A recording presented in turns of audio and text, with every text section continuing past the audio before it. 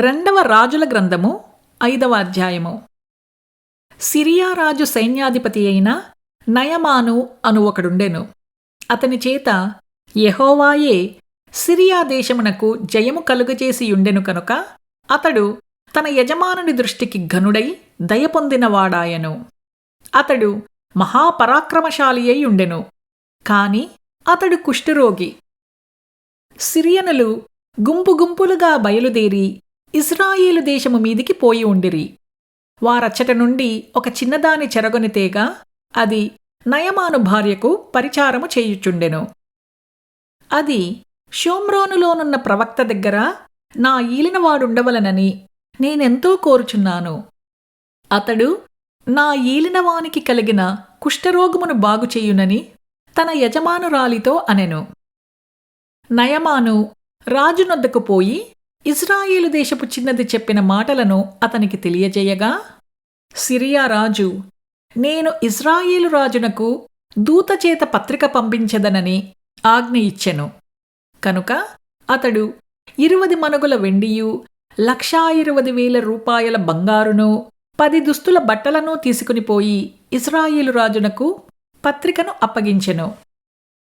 ఆ పత్రికలో ఉన్న సంగతి ఏదనగా, సేవకుడైన నయమానునకు కలిగిన కుష్ఠరోగమును నీవు బాగుచేయవలనని ఈ పత్రికను అతని చేత నీకు పంపించియున్నాను. ఇశ్రాయేలు రాజు ఆ పత్రికను చదివి వస్త్రములు చింపుకొని, చంపుటకును బ్రతికించుటకును నేను దేవుడనా? ఒకనికి కలిగిన కుష్ఠరోగమును మాన్పుమని నా యొద్దకు ఇతడు పంపుట ఏమి?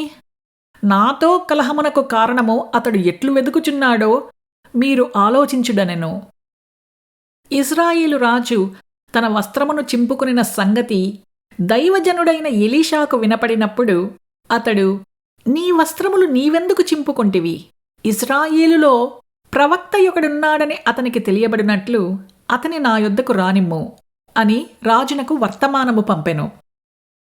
నయమాను గుర్రములతోనూ రథముతోనూ వచ్చి ఎలీషా ఇంటి ద్వారము ముందర నిలిచియుండగా, ఎలీషా, నీవు యోర్దాను నదికి పోయి 7 మారులు స్నానము చేయుము.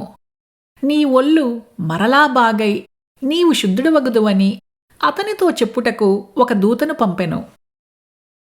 అందుకు నయమాను కోపము తెచ్చుకొని తిరిగిపోయి ఇట్లనెను, అతడు నా యొద్దకు వచ్చి నిలిచి తన దేవుడైన యెహోవా నామమును బట్టి తన చెయ్యి రోగముగా ఉన్న స్థలము మీద ఆడించి కుష్ఠరోగమును మాన్పునని నేననుకుంటిని.